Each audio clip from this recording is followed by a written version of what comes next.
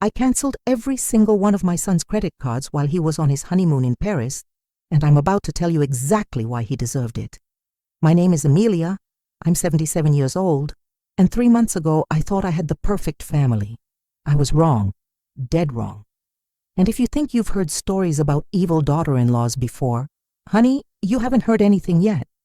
Let me start from the beginning because you need to understand just how much I sacrificed for my son, Paul. 28 years ago, when his father died in that car accident, I made a promise that I would give that boy everything I had. And I mean everything. I worked 3 jobs to put him through college, sold my mother's jewelry to help him with law school, and when he wanted to start his own practice, I mortgaged my house to give him the startup money. Every decision I made for nearly 3 decades was about Paul's future. So when Paul brought Sarah home 2 years ago, I was thrilled. Finally, my son had found someone to love. She was beautiful, charming, always laughing at my jokes. She'd bring me flowers and tell me how lucky Paul was to have such a wonderful mother. I actually thought I was gaining a daughter. But here's the thing about manipulative people, they're incredibly good at pretending to be exactly what you want them to be, at least until they get what they're after. The first red flag should have been when Sarah started asking detailed questions about my finances. She'd bring it up casually during dinner conversations, you know. "Oh, Amelia, this house is so beautiful. It must be worth quite a bit." Or, "Paul mentioned you helped him with his business. That was so generous." At first, I thought she was just making conversation, maybe even impressed by how I'd supported my son. I was actually proud to talk about it. Then she started suggesting I should simplify my life. Maybe move to a nice senior community where I could make friends my own age and not worry about maintaining such a big house. She made it sound like she was concerned about my well-being, but something in her tone always felt off, like she was reading from a script. Paul, bless his heart, was completely blind to it. When I tried to mention my concerns, he'd just say, "Mom, Sarah loves you. She's just trying to help." And I started questioning myself. Maybe I was being paranoid. Maybe I was just having trouble adjusting to sharing my son's attention. But then came the engagement, and everything started to make sense. Paul announced they were getting married, and of course I was happy for them. But then he pulled me aside and said something that should have been my first real warning. "Mom," he said, "Sarah's a little worried about you living here alone. What if something happened to you? What if your diabetes got worse?" I told him I was managing my health just fine, that I'd been diabetic for 15 years and knew how to take care of myself. But he continued, "We've been talking, and we think it would be better if you moved in with us after we get married. That way Sarah can help take care of you, and we can all be one big happy family." Now, I wasn't exactly thrilled about the idea of giving up my independence, but Paul seemed so excited about it, and Sarah was nodding along, saying how much she'd love to have me close by. Against my better judgment, I agreed. I even put my house on the market, thinking we could use the money to pay off Paul's business loans and maybe help with their wedding expenses. That's when Sarah's mask started to slip. The first incident happened during wedding planning. I offered to pay for the flowers, which was going to run about $3,000. Not a small amount, but I wanted to contribute something meaningful to their special day. Sarah's response was unexpected. Instead of being grateful, she got this look in her eyes like she was calculating something. Then she said, "That's so sweet, Amelia. But actually, I was thinking you could maybe help us with the down payment on our new house instead. I mean, flowers just die anyway, right? But a house is an investment." I was taken aback. The house they were looking at was well beyond what a flower budget could help with. When I asked how much they were thinking, Sarah casually mentioned they needed about $50,000 for the down payment. My flower money would barely make a dent. But then she added, "Well, you could always use the money from selling your house. I mean, you won't need it anymore since you'll be living with us." Something cold settled in my stomach. I told her I needed to think about it, and Sarah's smile became sharp. "Of course," she said. "Take all the time you need. I just want what's best for Paul, you know? I want him to have the success he deserves." The way she said it made it clear that in her mind, I was the obstacle to Paul's success. But I still didn't fully understand what I was dealing with. Not yet. The wedding was beautiful, I'll give her that. Sarah looked stunning. Paul was happier than I'd ever seen him. And for one day, I let myself believe that maybe everything would work out. Maybe I had been overthinking things. Maybe Sarah really did want us to be a family. I should have known better. The trouble started almost immediately after they got back from their honeymoon. I'd moved into their guest room while they were away, per our arrangement. I'd brought my most important possessions, my photo albums, my mother's china, my late husband's watch collection, things that had sentimental value, but weren't necessarily expensive. I figured I'd gradually settle in, and we'd all adjust to the new living arrangement together. Sarah had other plans. The first week, she was sweet as pie, asking if I needed anything, making sure I was comfortable. But I noticed little things, like how she'd rearrange items I'd placed in common areas. "I just think it flows better this way," she'd say, with that smile that was starting to feel more and more fake. Or how she'd make comments about my routine. "You don't really need to watch the news during dinner, do you? It's so depressing." Small things, but they added up. Then came the rules. Sarah presented them as house guidelines to help us all live together harmoniously. She'd actually typed them up and printed them out. The list included things like no personal items in common areas, all meals to be eaten in the kitchen, unless specifically invited to the dining room, no overnight guests without prior approval, and my personal favorite quiet hours from 8 p.m. to 8 a.m. When I pointed out that 8 p.m. was pretty early for an adult to have to be quiet in her own home, Sarah's expression hardened. "This isn't your home anymore, Amelia. This is Paul and my home. You're a guest here, and guests follow house rules." Paul wasn't even there for this conversation. He'd been working late more and more often, which I was starting to suspect wasn't entirely coincidental. But the real eye-opener came about 3 weeks after they returned from Paris. I was in the kitchen making myself a cup of tea when I overheard Sarah on the phone in the next room. She was talking to someone, probably her mother, and she wasn't being particularly quiet about it. "No, she's still here," Sarah was saying, and there was frustration in her voice. "Paul feels too guilty to ask her to leave, but don't worry, I have a plan. She won't be a problem much longer." My blood ran cold. I stood perfectly still, straining to hear more. "Trust me," Sarah continued. "Old people are so easy to manipulate. A few missing items here and there, maybe some confusion about money. Paul will think she's getting senile. Then we can have her declared incompetent and get her committed somewhere. Her house money will come to Paul anyway, and we'll finally have this place to ourselves." I had to grip the counter to keep from falling over. This woman was actually planning to gaslight me into a nursing home so she could get her hands on my money. And she was planning to use my own son to do it. That's when I realized I wasn't just dealing with a difficult daughter-in-law. I was dealing with a sociopath who had systematically targeted my son, learned everything about our family finances, and was now executing a plan to eliminate me from the picture entirely. But here's what Sarah didn't know about me. I didn't survive 77 years, raise a son as a single mother, and build a life from nothing by being naive. And I certainly didn't raise a boy who would abandon his mother without rock-solid proof that she'd done something unforgivable. So I did what any smart woman in my position would do. I went shopping. The next day, while Sarah was at work and Paul was at the office, I drove to the electronics store and bought myself a little insurance policy. 3 tiny cameras, so small you'd never notice them unless you knew where to look. I installed one in my bedroom, one in the living room where I kept a few personal items, and one in the kitchen where I spent most of my time. I wasn't sure exactly what Sarah was planning, but I knew it was coming. And when it did, I was going to be ready. I didn't have to wait long. It started small, just like Sarah had planned. I'd put my reading glasses down in the living room and they'd disappear. When I asked if anyone had seen them, Sarah would look concerned and say, "Oh, Amelia, you left them in the refrigerator again. Don't you remember?" Except I knew damn well I hadn't put my glasses in the refrigerator. but Sarah would produce them from there, and Paul would give me this worried look like maybe I was starting to lose it.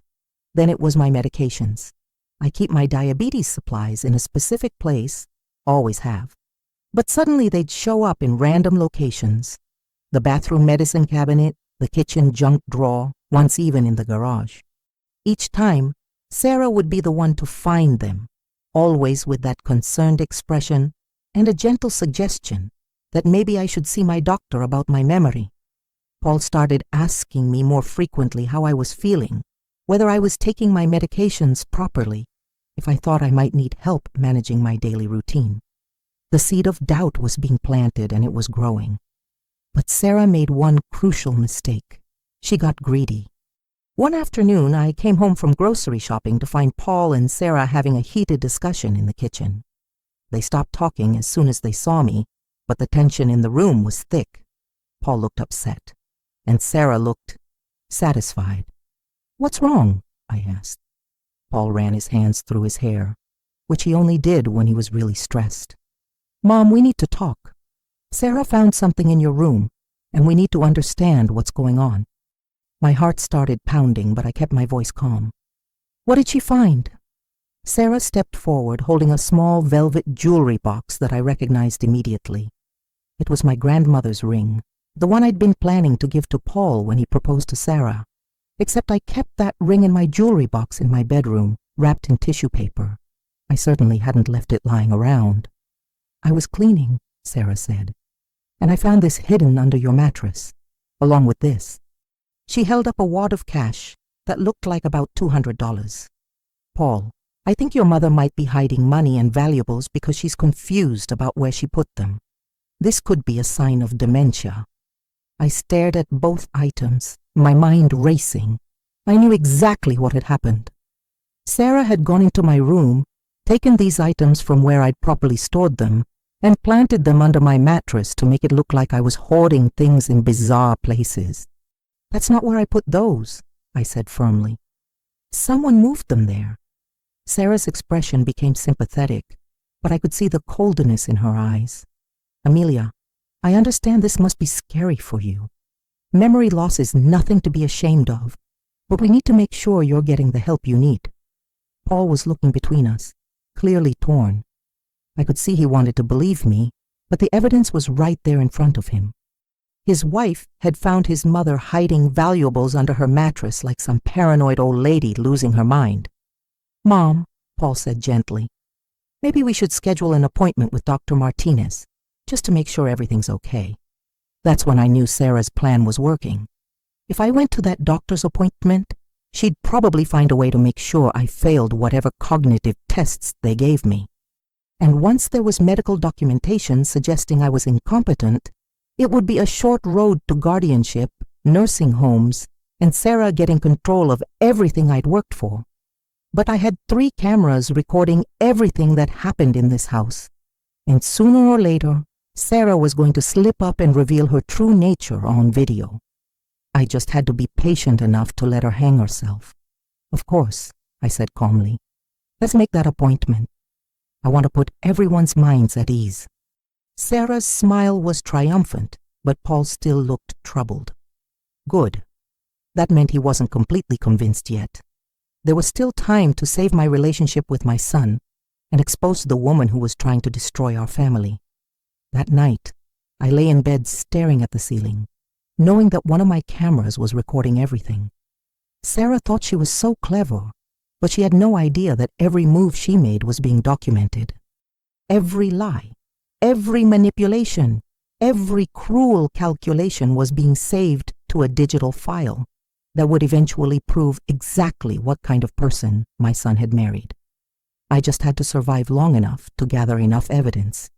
And knowing Sarah, that wouldn't take very long at all. Because if there's one thing I've learned in my 77 years, it's that people who are truly evil can never resist the urge to gloat about their cleverness. And when Sarah finally showed her true face, I was going to be ready to show the world exactly who she really was. The war for my family had begun, and Sarah had no idea she was fighting someone who had been surviving battles long before she was even born. The next 2 weeks were like living in a psychological thriller, except I was both the victim and the detective, building my case against the villain. Sarah escalated her campaign with military precision. Items would go missing from my room and turn up in increasingly bizarre places. My prescription bottles appeared in the freezer. My house keys were found in the sugar bowl. My favorite sweater showed up in the garage, supposedly because I'd left it there while confused. But now I knew exactly what was happening, and more importantly, I was recording it all. The breakthrough came on a Tuesday morning. Sarah thought I'd gone to my doctor's appointment, the one she'd insisted Paul schedule for me. But I'd rescheduled it and decided to run errands instead, leaving the house like I normally would. What Sarah didn't know was that I'd parked around the corner and doubled back through the backyard to enter through the basement door. I crept upstairs as quietly as my old bones would allow and positioned myself where I could see into the living room. Sarah was there, wearing rubber gloves, methodically going through my personal items. But she wasn't just moving things randomly. She had a plan. I watched as she took my mother's antique brooch from my jewelry box and carefully placed it inside the couch cushions. Then she pulled out her phone and took a photo of where she'd hidden it. She was documenting her own crime, probably to make sure she could find it later and act shocked at how strangely I was hiding my valuables. But the cameras were recording everything. Every calculated movement, every deliberate placement, every moment of her real face when she thought no one was watching. That afternoon, right on schedule, Sarah announced she'd found my brooch wedged deep in the couch cushions.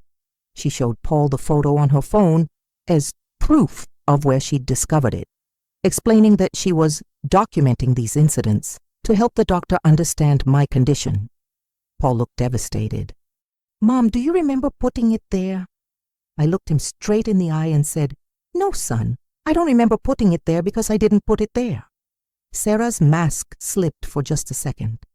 I saw a flash of anger cross her face before she quickly replaced it with that concerned expression. "Amelia, I know this is frightening, but denial isn't going to help anyone. That night, I made copies of all my camera footage and stored them in 3 different locations. I also called my lawyer, Robert Chen, who'd been handling my affairs for over a decade. I didn't tell him everything yet, but I made sure all my important documents were updated and that he had copies of everything he might need. But Sarah wasn't done, not even close. The next phase of her plan was the most insidious yet. She started making me doubt my own health. She'd ask if I'd taken my insulin, then insist she'd seen me take it already when I tried to take my normal dose. She'd question whether I'd eaten lunch, then produce an empty plate and claim I'd forgotten I'd already had it. She was trying to actually mess with my diabetes management, which could have seriously endangered my health. That's when I realized this woman wasn't just greedy and manipulative. She was genuinely dangerous. But Sarah made her biggest mistake when she decided to involve Paul's credit cards. I noticed Paul seemed stressed about money lately.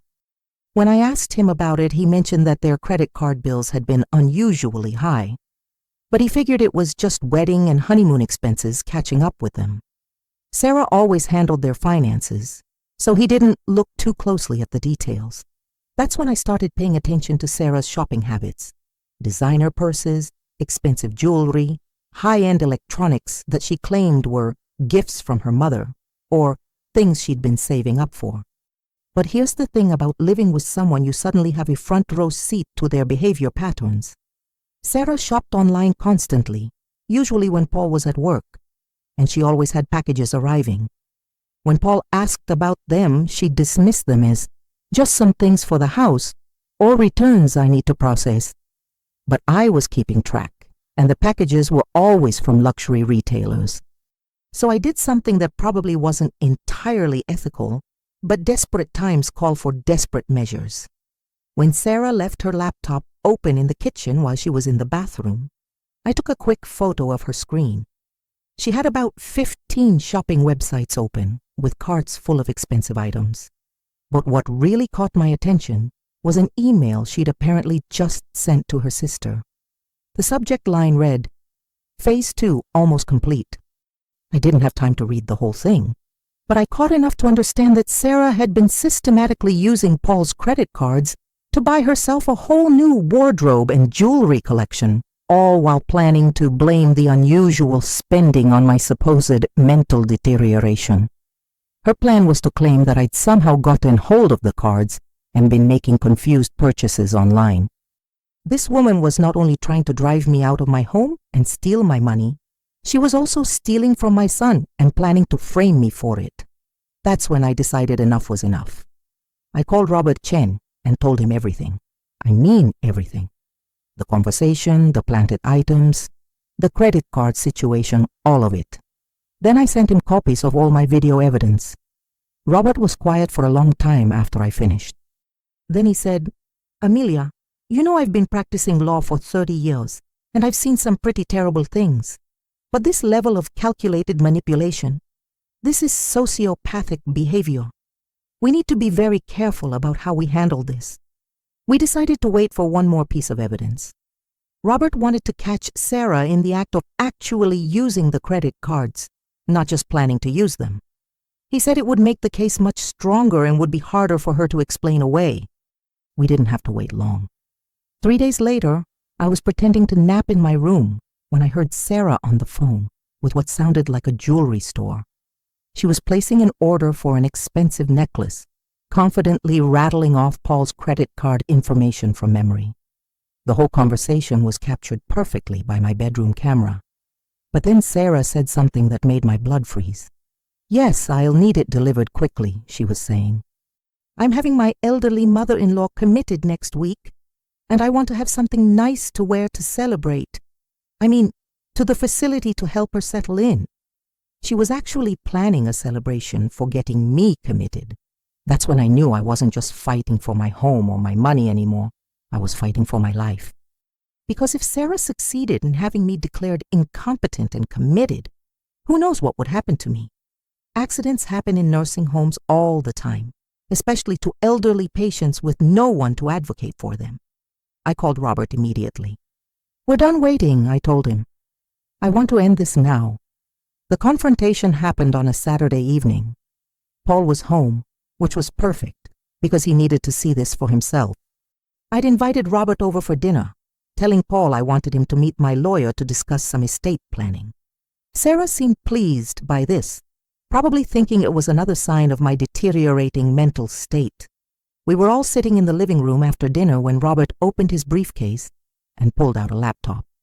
"Paul," Robert said, "your mother has asked me to show you something important. There are some things happening in this house that you need to be aware of." Sarah looked confused, but I could see the first hint of worry in her eyes. "What kind of things?" Robert opened the laptop and turned it so Paul could see the screen. "These are recordings from cameras your mother installed in her room and common areas of the house. She was concerned about some irregularities and wanted to document what was happening." Paul looked shocked. "Mom, you installed cameras?" "I had to, son," I said quietly. Someone was moving my things and making me look confused. I needed to know who was doing it and why. Robert pressed play on the first video. It showed Sarah, clear as day, in my bedroom while I was supposedly at the doctor, methodically going through my belongings with rubber gloves on. Paul's face went white as he watched his wife carefully plant my brooch in the living room couch. "What the hell is this?" Paul whispered. Sarah tried to laugh it off. "Paul, honey, I was just cleaning. Sometimes I move things around when I clean." "With rubber gloves on?" Robert asked. "And then taking photos of where you placed them?" He played the next video, showing Sarah hiding my medications in the freezer, then calling Paul to tell him she'd found them there and was worried about my mental state. Paul stood up abruptly. "Sarah, what is this? Why are you doing this?"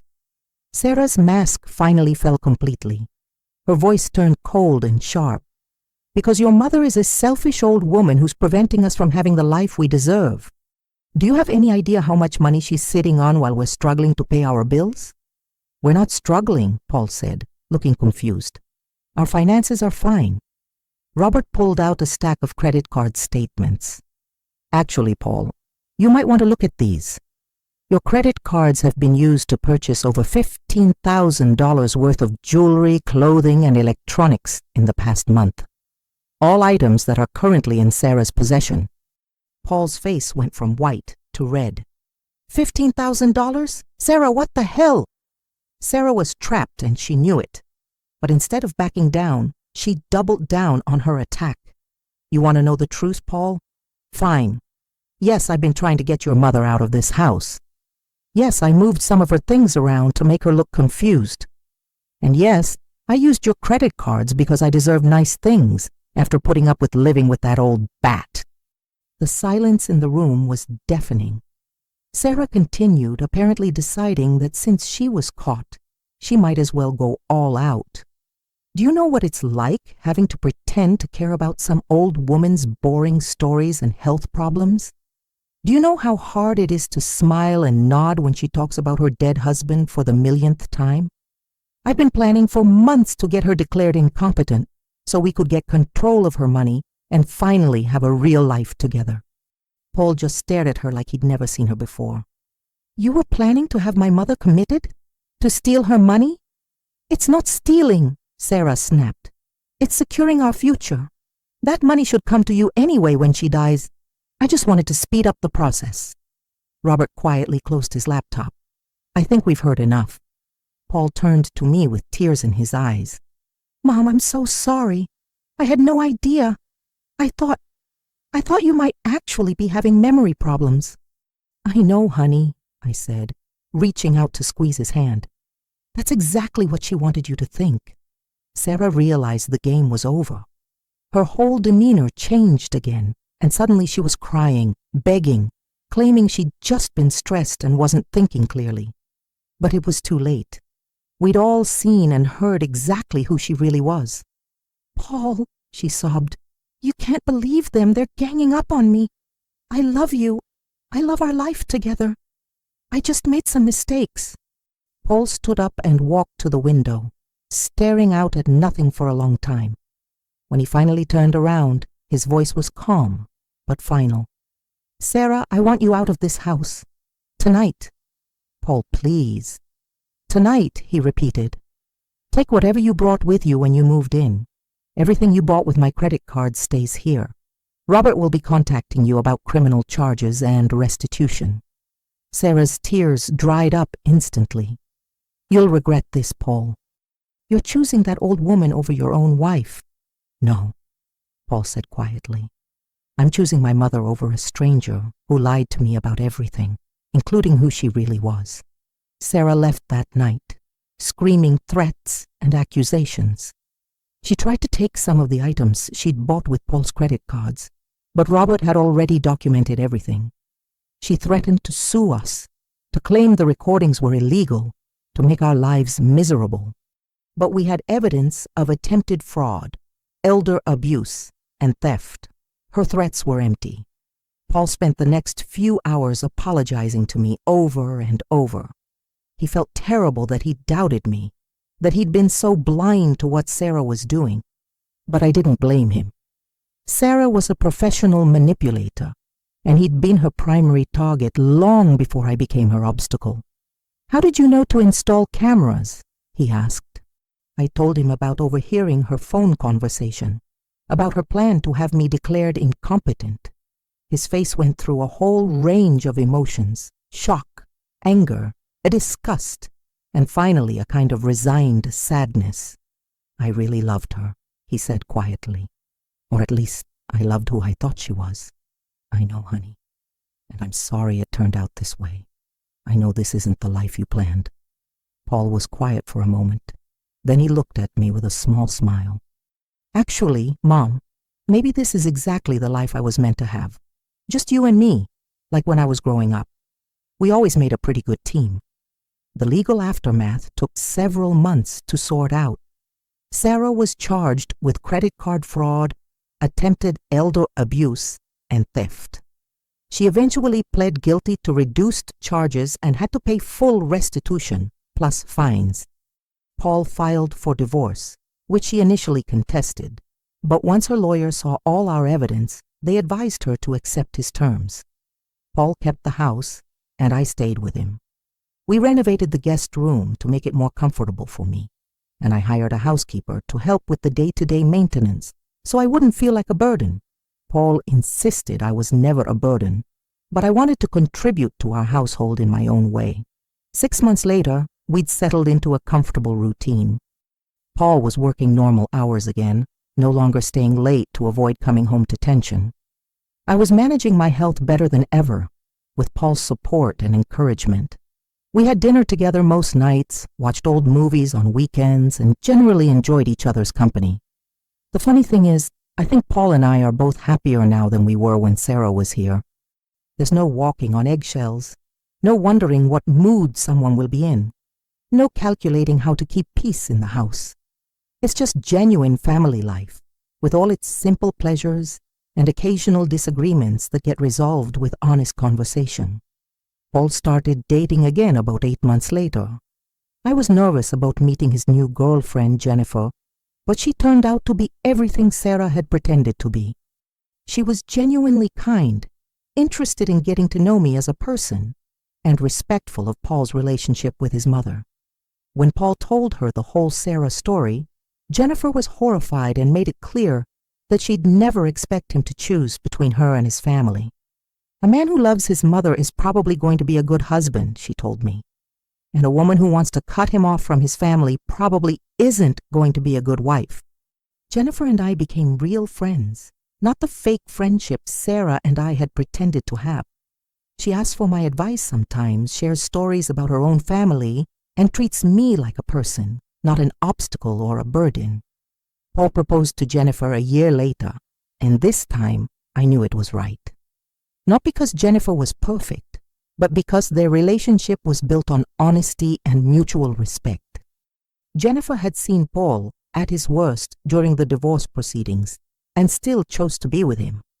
Paul had learned to trust his instincts about people and wasn't rushing into anything based on superficial charm.